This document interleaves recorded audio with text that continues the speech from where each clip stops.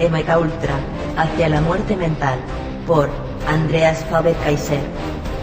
Los experimentos orientados hacia la modificación del comportamiento, o lavado de cerebro, se iniciaron antes de 1939, más tarde fueron perfeccionados con la ayuda de psicotrópicos tales como algunos derivados de la ergotamina.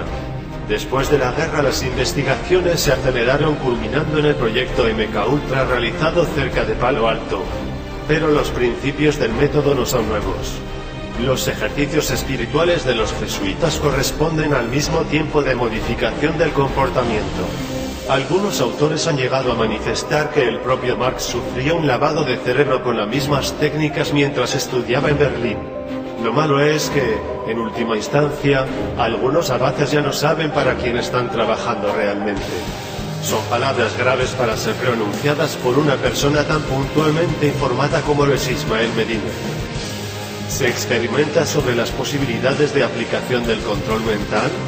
Preguntan altos mandos militares en Melilla, 1980, al jefe del Estado Mayor en Madrid, 1983, y a la Dirección General de la Guardia Civil, 1983.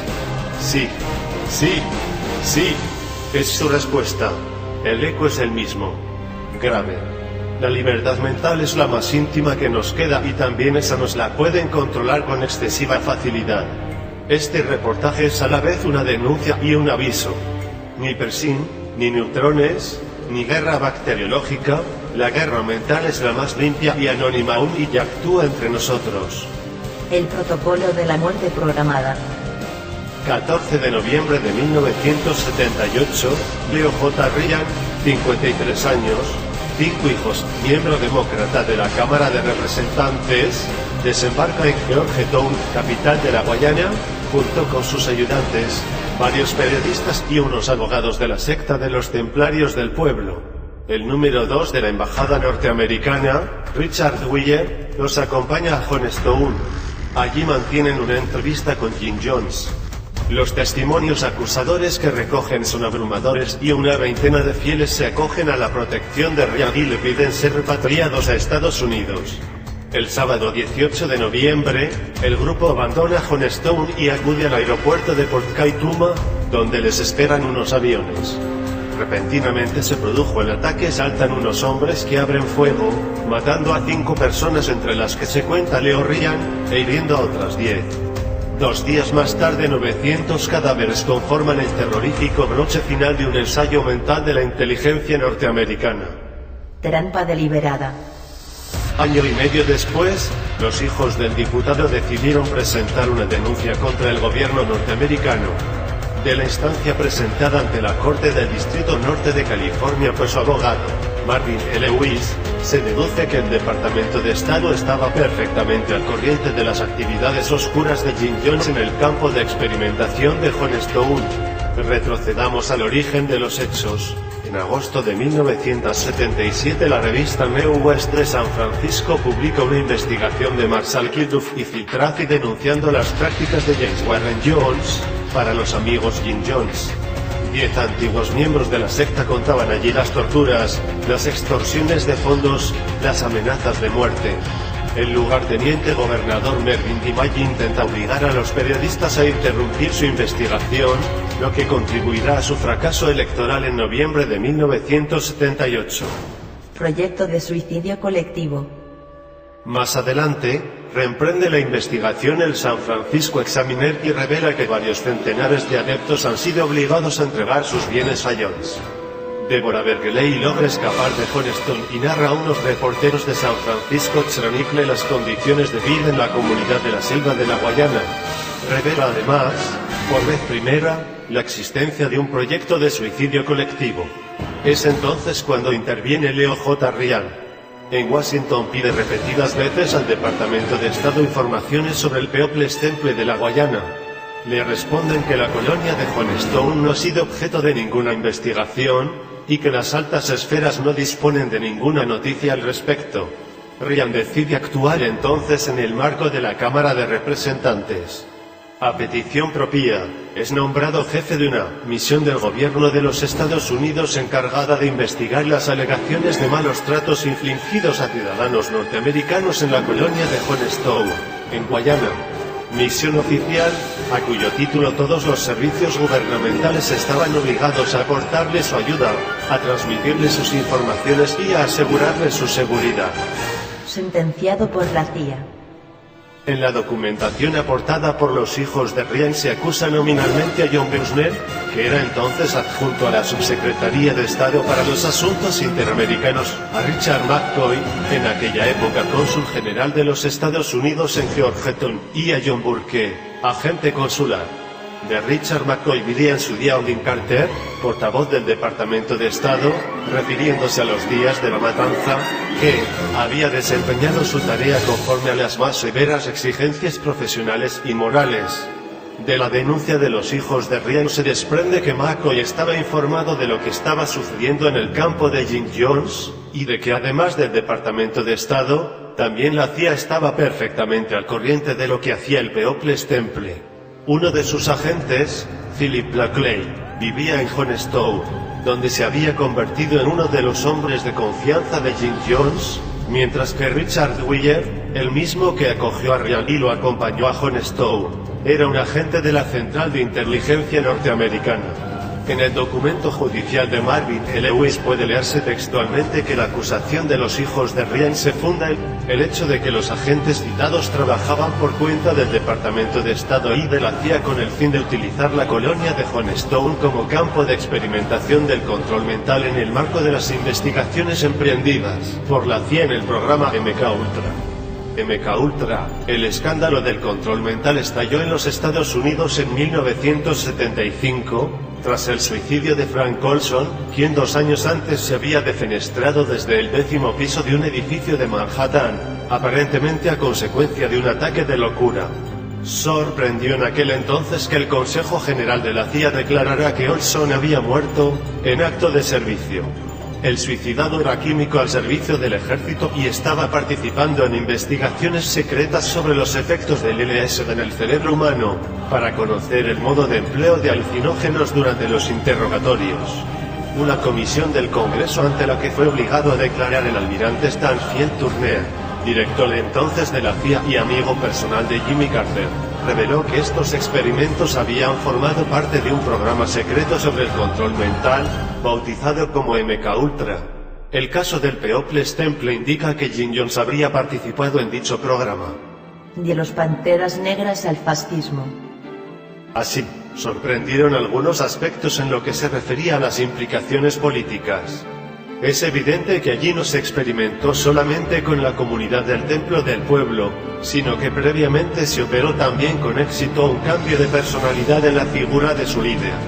A finales de los años 50, Jim todavía alimentaba y procuraba empleo y ropa a quienes nada tenían. Luego fundó una colonia de protección contra la guerra nuclear en California. En 1970 montó en San Francisco una iglesia que ofrecía trabajo y ayuda a los necesitados, instalaciones hospitalarias, una guardería, una carpintería, una imprenta. Conectó con Angela Davis, con los Panteras Negras que vieron como su ídolo George Jackson era asesinado por un guardián de la prisión de San Quintín, con el jefe indio Dennis Banks. Luego puso todo su entusiasmo al servicio de la campaña electoral de Jimmy Carter, pero no convenía, naturalmente, y saltó.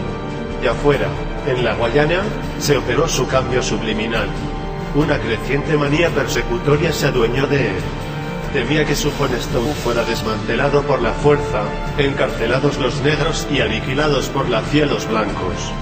Para no caer en esas garras se imponía en último extremo el autoaniquilamiento. A ese fin encaminó a sus seguidores y ese fin de ensayo llegó inexorablemente.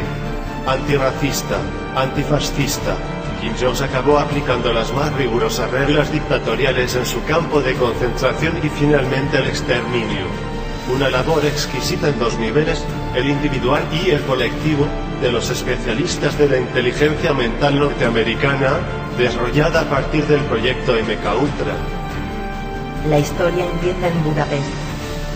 Esta primera operación de control mental, de la que derivan las actuales investigaciones en este campo, duró de 1952 a 1965, costó 1.500 millones de pesetas e involucró a 185 sabios que en estricto secreto llevaron a cabo 149 experimentos diferentes en 44 universidades e institutos, 15 fundaciones y laboratorios, 12 hospitales y 3 penitenciarías.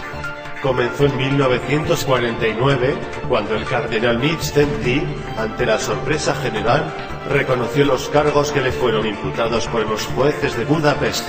El primado de Hungría había sido sometido a un lavado de cerebro. Al principio, declaró el director de la CIA Stanley Turner el 3 de agosto de 1977 ante el Congreso. El proyecto MK-Ultra fue un programa defensivo para saber cómo habían conseguido los soviéticos y sus aliados controlar el cerebro humano mediante drogas o el lavado de cerebro. Pero ya en los años 50 los objetivos convirtieron el proyecto en ofensivo. Un psiquiatra de la Cornell University, amigo del entonces director de la CIA Allen Dulles, creó la Society for Investigation of Human Ecology, Sociedad para la Investigación de la Ecología Humana, tapadera de la CIA y en cuyo marco se experimentaron todas las técnicas posibles del programa MK-Ultra.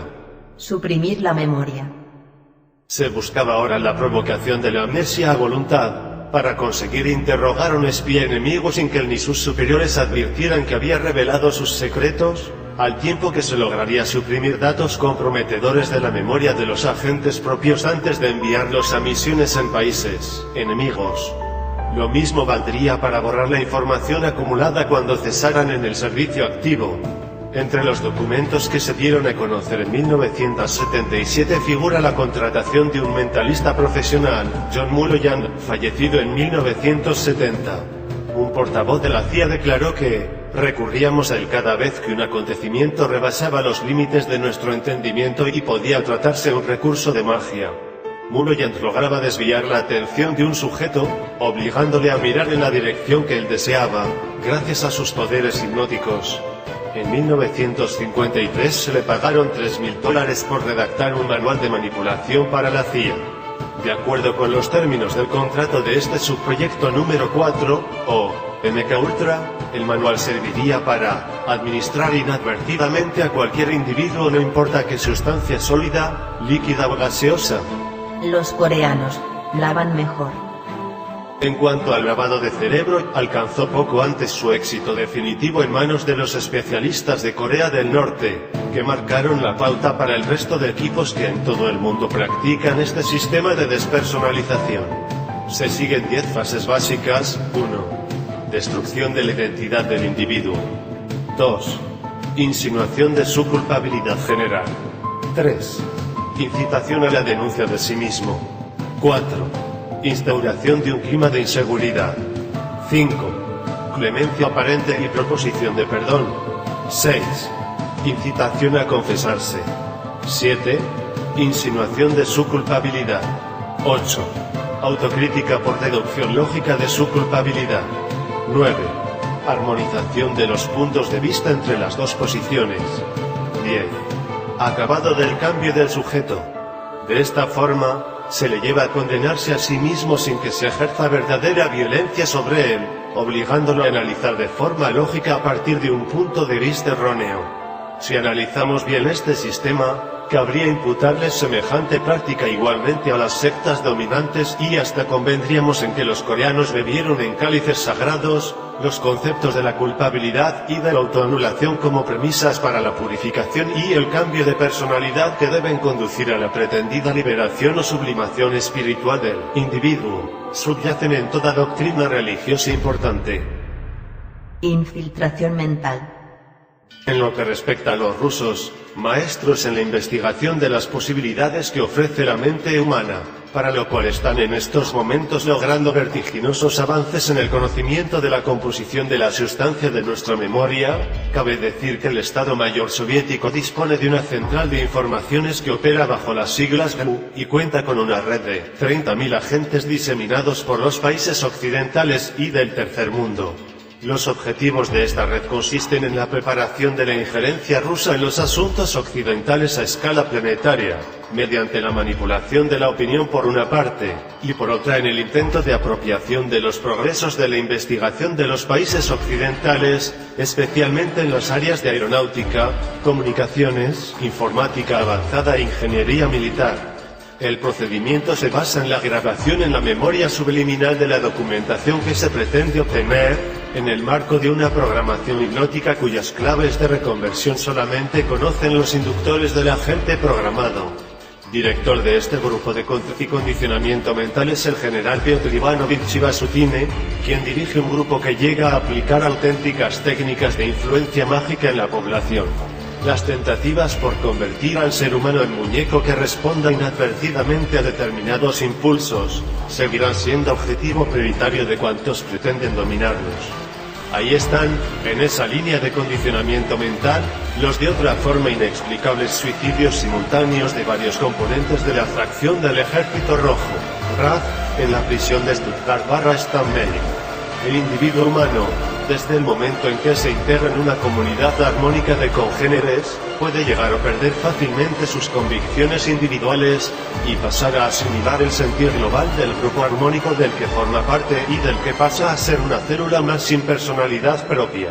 Esta célula puede, en cualquier momento, cuando concurran en el preciso instante las circunstancias óptimas, transformarse en brazo ejecutor de una acción tremendamente nefasta, con el agravante además de estar íntimamente convencido de estar haciendo el bien. Otro ejemplo, a menor escala, sería acaso el del grupo de Charles Manson en su cruzada contra Sharon Tate. En aras de la investigación, yo mismo me vi involucrado en 1982 en Florida en una espiral de condicionamiento mental que me demostró el insospechado grado de efectividad que podría llegar a generar un encauzamiento subliminal correctamente dirigido a un grupo homogéneo de personas. En tales circunstancias, lo de la Guayana es perfectamente comprensible y realizable. Y recientemente estábamos asistiendo a la inconcebible integración de Shannon Corrigan, una de las hijas del diputado sacrificado en la Guayana, a la secta del hindú Bhagwan Sri Rajneesh, que está cobrando auge inusitado en el Oregón. Se sigue experimentando con seres humanos. El precio en vidas no importa. Luche cada cual, en su parcela personal, por no perder su última libertad, la mental. Andreas Faber-Geiser, 1987. Audiolibro, creado por Borregos, despertad.blogspot.com. Fuente del texto, andreas.faber.cat